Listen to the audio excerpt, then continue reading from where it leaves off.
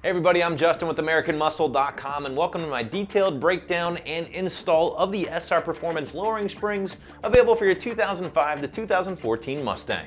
In this quick breakdown, guys, I'm going to talk about some of the benefits of lowering your ride with the SR Performance springs. We'll talk about what kind of drop you can expect when these puppies are installed, and then last but not least, we'll cover some of the big chunks of the installation. And right up front, I'm going to tell you, not the end of the world here, guys. 2 out of 3 wrenches is what you can expect, but we will have some more detail later on. Plain and simple, guys, the SR Performance lowering springs are going to be the most affordable way to lower your Mustang compared to other spring options on the site.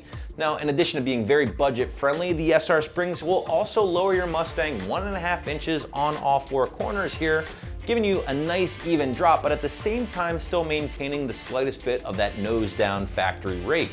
Now, in the world of aftermarket Mustang parts, SR Performance will typically be one of your more budget-minded or value options in the land of aftermarket stuff, something that will serve a purpose, but maybe without some of the bells and whistles of the more expensive options. And I would say that's true for a majority of stuff out there, with the exception of springs. That's because springs are one of the most basic parts in the aftermarket. They're all going to be made very much the same using a steel alloy, and there's really no moving parts here. So again, very basic stuff, and with the exception of your spring rates and your drop, will all perform pretty similarly.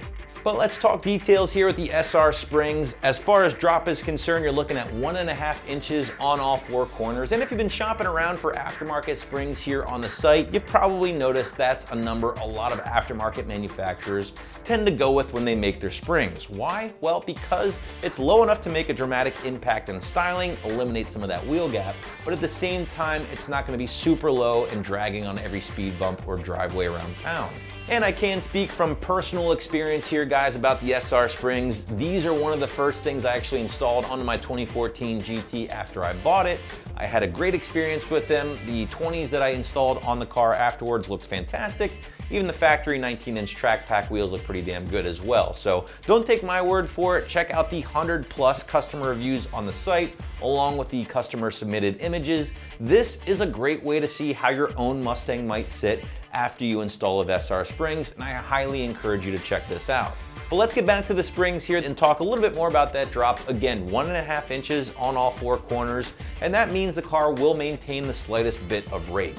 And if you're not familiar with this term, here's what it means. Basically, it's when the nose of the car sits a little lower than the front. We call it that classic muscle car stance, and it looks great on any S197. Now, other springs like the iBox Sportlines, for instance, will lower the car more overall, but it will also lower the rear a little bit as well, giving you more of a leveled look. Some people might prefer that over the nose down look. Other people might prefer the nose down look of the SR springs. Totally your call at the end of the day, and there are a lot of options out there that differ, so just pay attention to that when buying. So we know that that drop will help improve your car's appearance by eliminating that factory wheel gap, but did you also know that installing a set of lowering springs like this will also help different areas of your car's performance? We're talking less body roll in the turns, less brake dive under hard braking, and of course less squatting when you're really starting to accelerate hard. Now, this is all attributed to the fact that you're looking at a slightly firmer spring rate over those factory springs, 230-pound fronts, 200-pound rears to be exact, and that's going to be pretty much the ballpark spring rate for a lot of progressive springs in the category. These are a progressive rate spring, and what that means is you're going to be getting a varying spring rate, much like a lot of the other aftermarket springs in the category, and you're essentially getting the best of both worlds here, guys. You're getting that softer initial spring rate because that's what we want when we're cruising. You're going to soak up the bumps a little bit better, but when the springs are pushed a little bit harder, the springs tend to firm up a little bit, and that's where you get a little bit more handling performance. Now, if I can make one suggestion, it's that you consider adding a set of aftermarket shocks and struts to the SR Performance springs here, not only for improved handling, but also for a better ride quality as well. And this is due largely to the part that the factory dampers or shocks and struts are not really designed to work with the firmer spring rate or the lower ride height of the aftermarket springs. Now, can you install these springs on your factory dampers? Sure, absolutely. In fact, if your stuff is still pretty fresh and low mileage, I would say it's really not all that uncommon to do so. However, if you have a high mileage S197, you still have your factory dampers or shocks and struts still in place, chances are installing these SR springs onto those will not only result in a poor ride quality, but also eventual failure of the dampers themselves. And that is one of the nice things about keeping things budget friendly with the SR springs. Again, right around 150 bucks is what you're looking at here. The most affordable set of springs currently for your S197 on the site. And this is gonna leave you some extra dough left over to put towards those aftermarket shocks and struts if you choose to. Another thing to consider here, guys, is looking into an adjustable panhard bar, because whenever you lower your Mustang, that rear axle will inevitably shift to one side, and you will need an adjustable panhard bar to recenter that rear axle under your Mustang. But let's switch gears and talk about the installation here with the SR springs. And guys, I'm not gonna do a step-by-step. Instead, I'm just gonna run down some of the big points for you.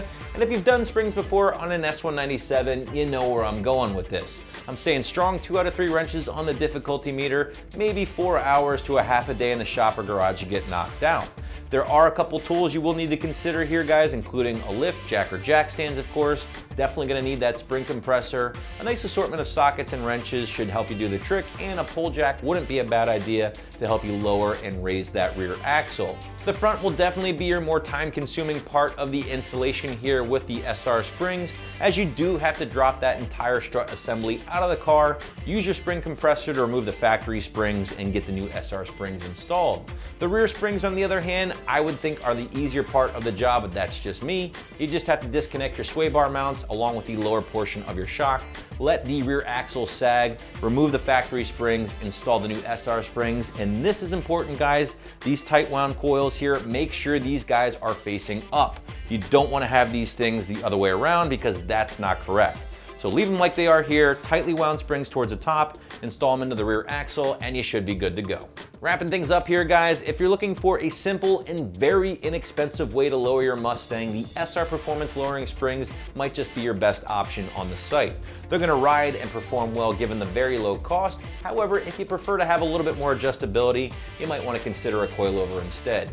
So that is my review of the SR Performance lowering springs, which you can grab right here at AmericanMuscle.com.